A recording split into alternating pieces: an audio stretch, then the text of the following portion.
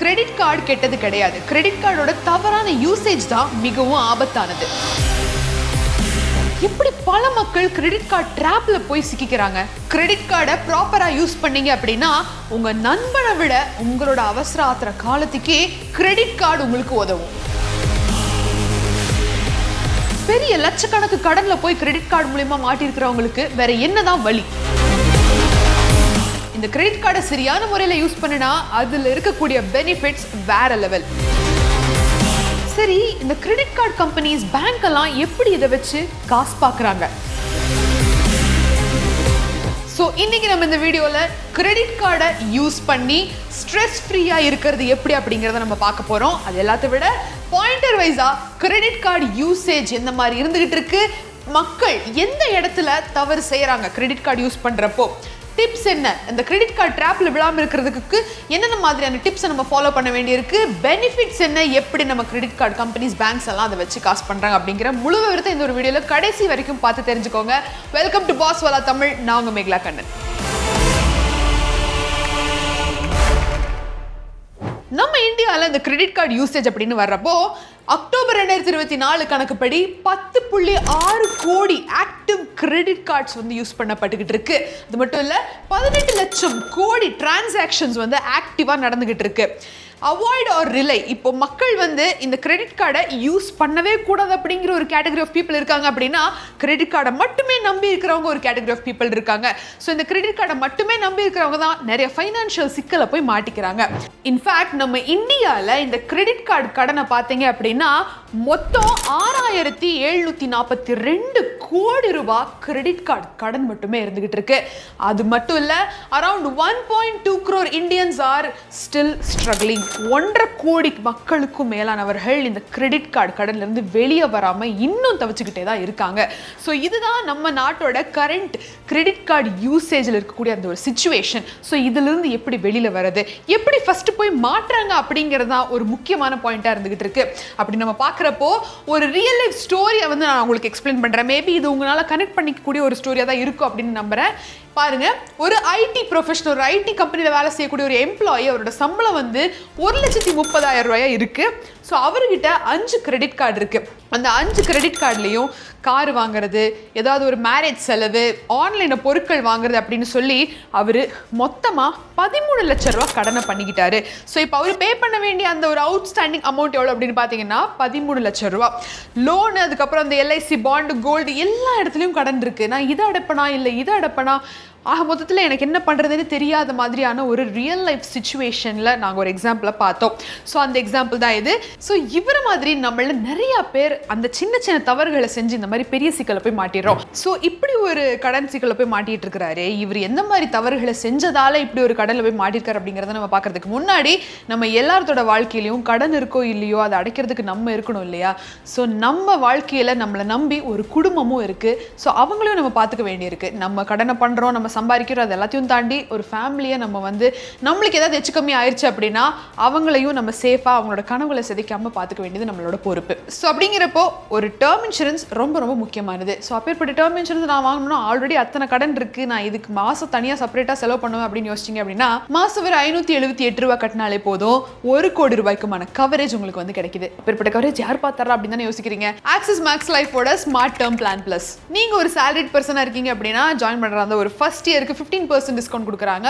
ஒருவேளை நீங்க ஒரு salaried women இருக்கீங்க அப்படின்னா அந்த ஜாயின் பண்ணக்கூடிய அந்த ஃபர்ஸ்ட் இயர் 15% டிஸ்கவுண்ட் போக லைஃப் டைம் 15% டிஸ்கவுண்ட் கூட இருக்கு. 3 hours claim settlement guaranteeயோட 99.07% claim settlement ratio இவங்க இருக்கு. ஸ்பெஷல் எக்ஸிட் வேல்யூ பெனிஃபிட்டோட சேர்த்து ஸ்மார்ட் கவருமே இவங்க வந்து வழங்குறாங்க. ஸோ உங்களோட பிளான் வந்து சம் அஷ்யூர்டா 150% இருக்கு அப்படின்னா அவங்களோட 15th anniversary-க்கு அப்புறம் அது 100% சம் அஷ்யூர்டா இருக்க போகுது. ஸோ அதையுமே அந்த ஒரு ஸ்மார்ட் கவர் அப்படிங்கிற அந்த ஆப்ஷன்ல கொடுக்குறாங்க. ஸோ டக்குன்னு டிஸ்கிரிப்ஷன்ல இருக்கக்கூடிய லிங்கை செக் பண்ணி பாருங்க. டேர்ம் இன்சூரன்ஸ் ரொம்ப ரொம்ப முக்கியமானது. ஸோ முக்கியமா வேர் டூ பீப்புள் கோ ராங் அப்படிங்கிறத நம்ம பார்க்கணும். மக்கள் தவறு செய்யக்கூடாத ஒரு இடம் என்ன அப்படின்னு பார்த்தோம் அப்படின்னா ஒரு மாசத்துக்கு 50,000 ரூபாய் நான் வந்து கிரெடிட் கார்டுல இருந்து செலவு பண்றேன் அப்படிங்கிற அந்த ஒரு எக்ஸாம்பிளை வச்சுக்குவோமே. அப்போ ஃபுல் அமௌண்ட் ரீபேமெண்ட் பண்ணணும். எப்போ 45 நாட்களுக்குள்ள நீங்க வந்து ஃபுல் அமௌண்ட் ரீபேமெண்ட் பண்ணி ஆகணும். அப்போ உங்களுக்கு நோ இன்ட்ரெஸ்ட், அதுக்கான ஒரு ஃபீ பே பண்ண வேண்டியதில்லை, வட்டி கட்ட வேண்டியதில்லை. 50,000 ரூபாய் நீங்கள் செலவு பண்ணிட்டீங்க அந்த மாதம் அப்படின்னா அடுத்த 45 நாட்களுக்குள்ள அந்த 50,000 ரூபாய் நீங்கள் வந்து ரீபேமெண்ட் பண்ணிட்டீங்க அப்படின்னா நோ இன்ட்ரெஸ்ட். அதுவே என்னால் 50,000 ரூபாயெல்லாம் பே பண்ண முடியாதுப்பா, நான் எப்படிப்பா இப்போ தான் 50,000 கடன் வாங்கினேன், திருப்பி எப்படி அதே 50,000 நான் பே பண்ணிட முடியும் 45 நாள் அப்படின்னு கேட்டிங்கன்னா, உங்களுக்காகவே பேங்க் சைட்லேருந்து கிரெடிட் கார்டு கம்பெனி சைட்லேருந்து இந்த மினிமம் டியூ அமௌண்ட் அப்படின்னு சொல்லி ஒரு விஷயத்தை வந்து விட்டுருக்காங்க. ஒன்றும் இல்லை, நீங்கள் கட்ட வேண்டிய அந்த அமௌண்ட்லேருந்து ஒரு 5-10% நீங்கள் வந்து இப்போ பே பண்ணிட்டீங்க அப்படின்னா இன்னொரு மாதத்துக்கு மீதி இருக்கக்கூடிய அமௌண்ட்டை கூட நீங்கள் வந்து கிரெடிட் கார்டிலேருந்து செலவு பண்ணிக்கலாம். அந்த 50,000 நீங்கள் இப்போ கட்டியே ஆகணும் அப்படிங்கிறது கிடையாது அப்படிங்கிற ஒரு அருமையான ஆப்ஷன் அப்படின்னு வச்சுக்கலாமே. ஒரு அவசராத்திரத்துக்கு முடியல அப்படிங்கிறப்போ யூஸ் பண்ண வேண்டிய ஒரு அருமையான ஆப்ஷன்.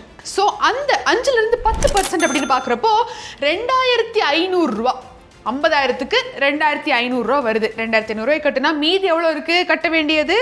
47,500 இருக்குது மீதி. ஸோ இந்த மீதி இருக்கக்கூடிய 47,500 இருக்கு இல்லையா, இந்த அமௌண்ட்டுக்கு 42% வருஷத்துக்கு உங்களுக்கு வந்து இன்ட்ரெஸ்ட் விழும். யோசிச்சு பாருங்க, 42% ஃபார் தட் 47,500 ருபீஸ்க்கு. புரியுதுங்களா உங்களுக்கு? எங்கே நம்ம வந்து கோட்டை விடுறோம், எங்கே வந்து தவறு செய்கிறோம் அப்படிங்கிறது.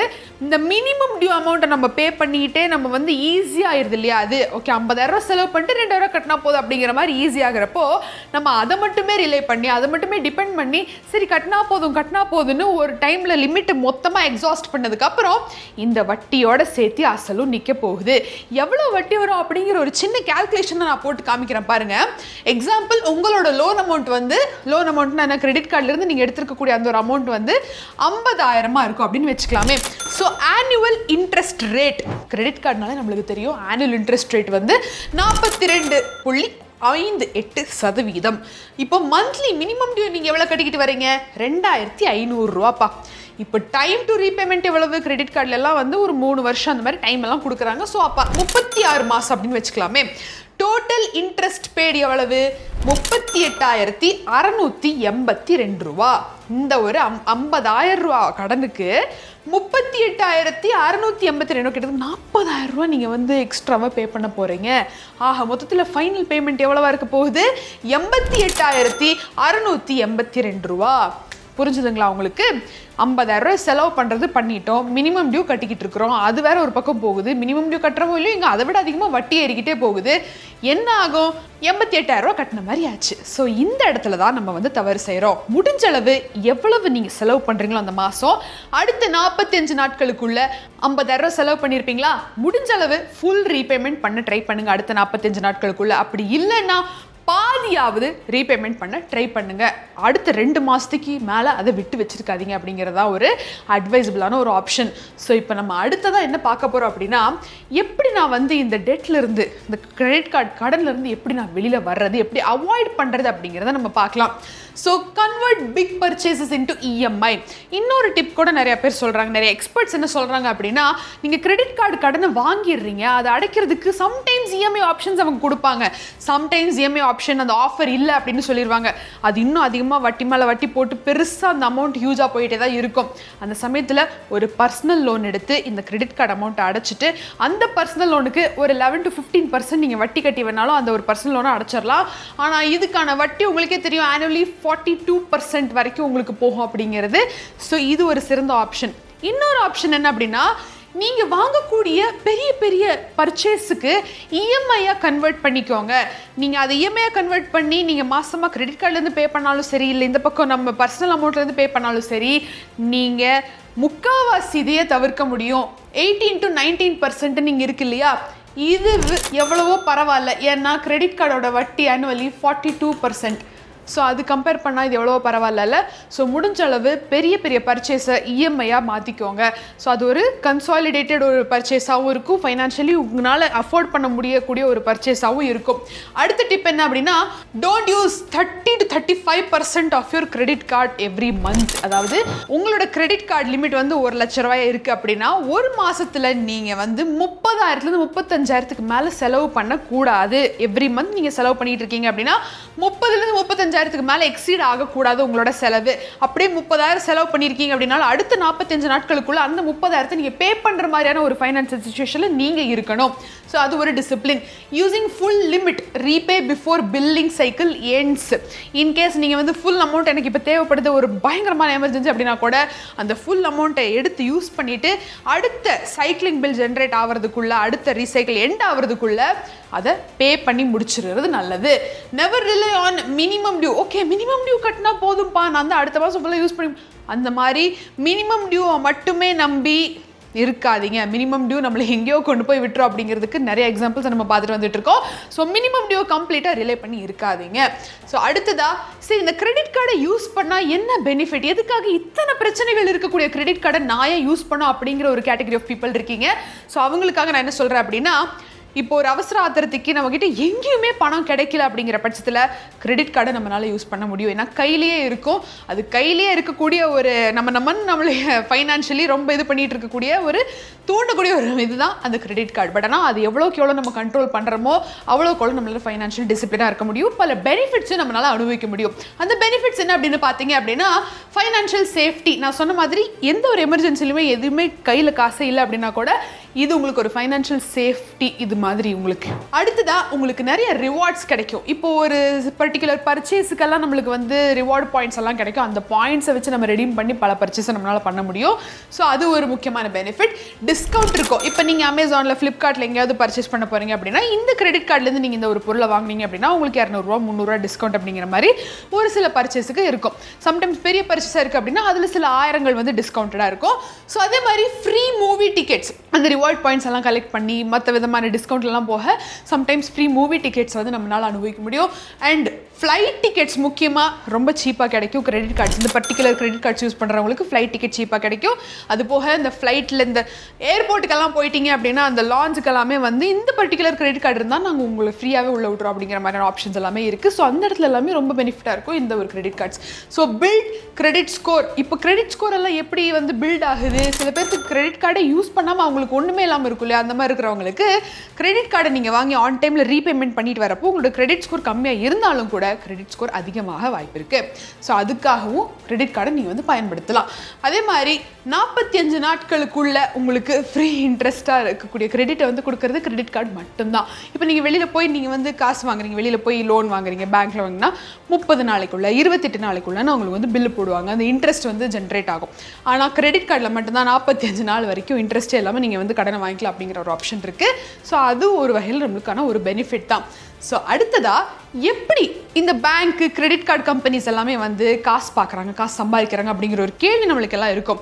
நம்ம நினச்சிக்கலாம் என்ன மாதிரி இருக்கும், நம்மக்கிட்ட இருந்து வட்டி வாங்குறாங்க, அதுவே பத்தாதா அவங்களுக்கு. அது ஒரு சோர்ஸ் ஆஃப் இன்கமாக இருந்தாலும் கூட ஒரு பர்ச்சேஸுக்கும் அவங்களுக்கு எங்கேருந்து காசு வருது அப்படிங்கிறதுக்கான ஒரு எக்ஸாம்பிள் நான் காட்டுறேன். ஸோ ஒரு 1 லட்சம் ரூபாய்க்கு நீங்கள் ஒரு பொருள் வாங்குறீங்க, கிரெடிட் கார்டு ஸ்வைப் பண்ணி நீங்கள் அந்த கடைக்காரர்கிட்ட பொருளை வாங்குறீங்க அப்படின்னா அந்த கிரெடிட் கார்டில் இருந்து 1 லட்ச ரூபா ஷாப்கீப்பர் கடைக்காரருக்கு போகிறப்போ அவருக்கு 97,000 98,000 மட்டும்தான் அவருக்கு போகும். மீதி இருக்கக்கூடிய அந்த 2,000 3,000 என்ன ஆகும்னா மர்ச்சன்ட் கமிஷன் அப்படிங்கிற பேரில் பேங்க்குக்கு போய் சேரும். இப்படி தான் வந்து சம்பாதிக்கிறாங்க ஒரு பர்ச்சேஸ்லையும் அவங்க நம்ம கிரெடிட் கார்டு யூஸ் பண்ணுறப்போ. ஸோ நம்மளுக்கு டிஸ்கவுண்ட்டாக தெரியலாம், கடைக்காரங்களுக்கு ஒரு இதாக தெரியல, பட் ஆனால் இதெல்லாமே இன்டர்லிங்க்டாக அவங்க சம்பாதிக்கிற மாதிரியான அந்த ஒரு மர்ச்சன்ட் ஃபீஸ், அது கமிஷன், இதுன்னு சொல்லி நிறைய வகையில் பேங்க்குமே சம்பாதிச்சுக்கிட்டு தான் இருக்காங்க.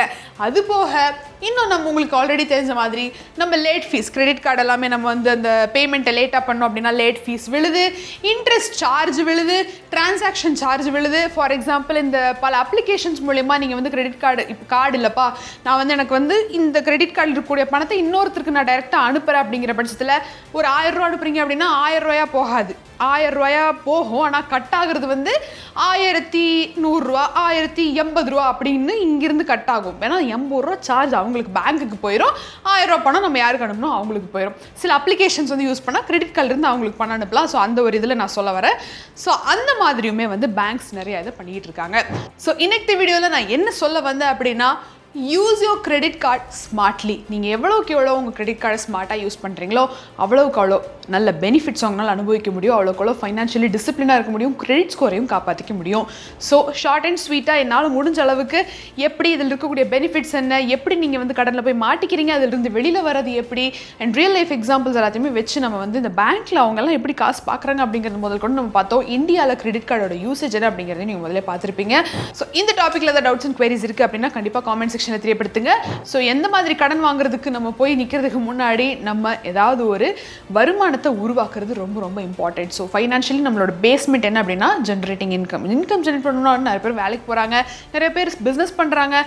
பிஸ்னஸ் பண்ணணும் அப்படிங்கிறவங்களுக்கு நிறைய ஒரு இது இருக்கும், ஐடியாஸ் இருக்கும். ஸோ அப்பேற்பட்டவங்களுக்கு வந்து ஒரு அருமையான பிளாட்ஃபார்ம் தான் நம்ம பாஸ்வாலா ஆப். பாஸ்வாலா ஆப்பை டவுன்லோட் பண்ணுங்க. 11,000க்கும் மேலான வீடியோ லெசன்ஸ், 2,000க்கும் மேலான மென்டர்ஸ், பிபிஐ அப்படிங்கிற அந்த ஒரு டூல் வேலை வாய்ப்புகளை பறிக்கக்கூடிய ஒரு ஏஐ கிடையாது, வேலை வாய்ப்புகளை உருவாக்கக்கூடிய ஒரு ஏஐ. 200க்கும் மேற்பட்ட ஐடியாஸை அது கொடுக்கும். ஸோ டக்குன்னு பாஸ்வாலா ஆப்பை டவுன்லோட் பண்ணிக்கோங்க. மீண்டும் ஒரு சுவாரஸ்யமான பகுதியில் நான் உங்களை வந்து சந்திக்கிறேன். Until then, Meghala signing off. நன்றி, வணக்கம். Bosswala. Be the boss.